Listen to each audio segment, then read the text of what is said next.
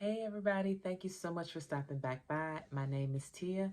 If you're new here, welcome. If you're not new, welcome back. I hope that your day is going well. I hope that your week has gone well because as you watch this, should be on Friday.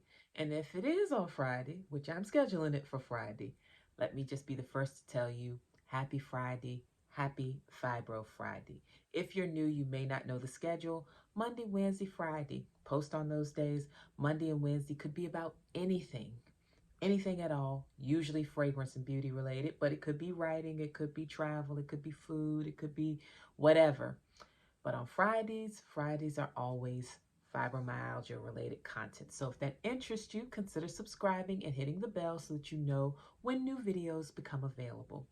Now, if your week has been stellar or less than stellar, I hope that you remember today you can do some self-care to turn things around or to make things even better. So take a little time today for some self-care. You absolutely deserve it, and it's a great way to set you into the weekend. Now, today's video is about my most recent flare, and I'm going to tell you a little bit about energy drains or energy sucks, however you want to put it, energy zappers, and how important it is if you have a chronic illness or an autoimmune condition, how important it is to make sure to keep a close eye on these things. So I went out of town, I took my family with me, and when I went, it was for training. So it wasn't really a vacation for me. I went to learn things. It was a bit of a getaway for them, but I had to make multiple accommodations to travel comfortably with them. And that was a bad idea. Should have left them at home because there was so much on me to manage the trip, and it was quite exhausting, which set up the flare. So for me, and probably for you too, it's very important to recognize a couple of things. If you are taking on any new task or if there's something that you have to do, see first if you can say no, especially in this season, because during the cooler months, for me personally, I need more rest. I need less activity because I don't have as much energy. You might feel different. You might feel less energetic during the summer or during the warmer months. However it goes, look at your body's natural rhythms, especially in light of your diagnosis, and figure out what things are really good for you as far as weather and season and that kind of thing, and which things don't really jive with you anymore.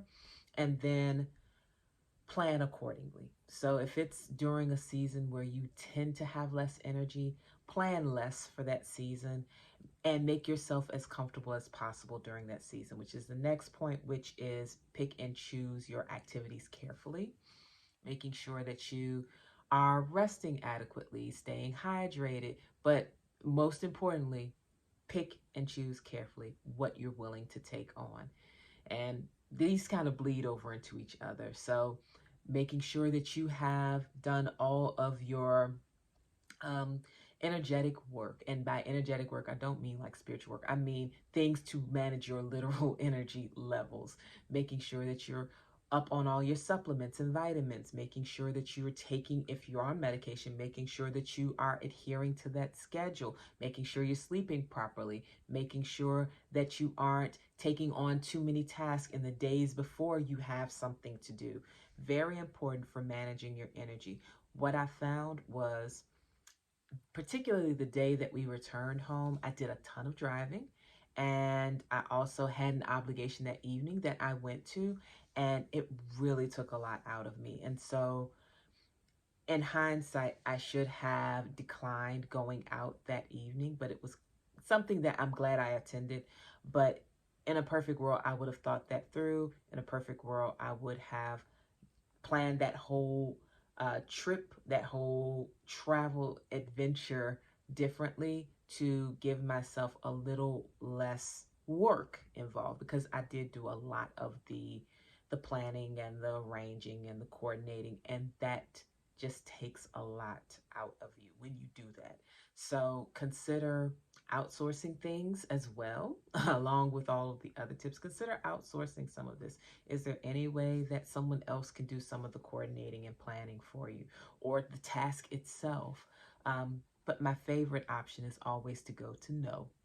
Say no. Get really comfortable with no. And there's no coincidence that this is NO-vember. I saw on social media somewhere, probably Facebook, where someone was talking about it's NO-vember. Get really comfortable with saying no. And it's something that I don't say a lot, and that's probably why I'm tired a lot. That is something I'm going to practice telling people no, I cannot, or no, I will not be able to, or no, that isn't possible. There are many ways you can say it. Practice saying it because it's so important for your health to be able to reject anything that's going to take more energy from you than you can afford to expend at any time. If you are dealing with chronic illness, you are probably familiar with spoon theory, which is, if you look up spoon theory, just Google it, of course, you can see this analogy where energy and your ability to do is compared to having a certain number of spoons, and everything that you do takes a spoon, a theoretical spoon. So you have to figure out which things can be done and which cannot be done in order to preserve your spoons, as well as knowing which days you can do less so that you can plan to conserve those spoons for perhaps another day. So I didn't plan my spoons well. And it's been a while since I went over spoon theory. Um, there's an alternative to spoon theory called fork theory, where you basically come to the conclusion, this is how much I can do before I am done.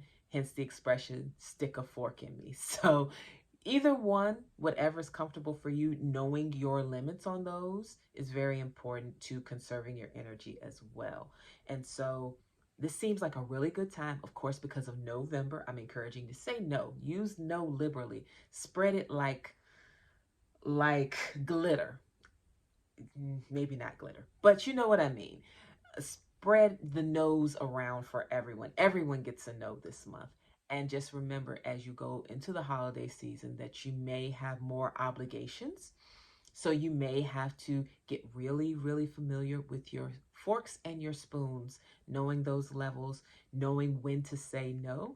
And if you do say yes, knowing how to balance those energies around those times so that you're not wiped out and experiencing a flare every time you want to go have a little fun, because that's a miserable way to live. And so that's it. Know your spoons, know your forks, say no a lot, and outsource as much as you can. Take great care of yourself leading into the season, because we need you healthy. We need you feeling good and ready to contribute fully. And you can't do that if you're already stretched to your capacity. So that's it for today. Just a little chat. I do have some very interesting stuff coming up, probably next week's Fibro Friday. But until then, I hope you have a great weekend. Take great care of yourselves, and I will talk to you soon. Bye-bye.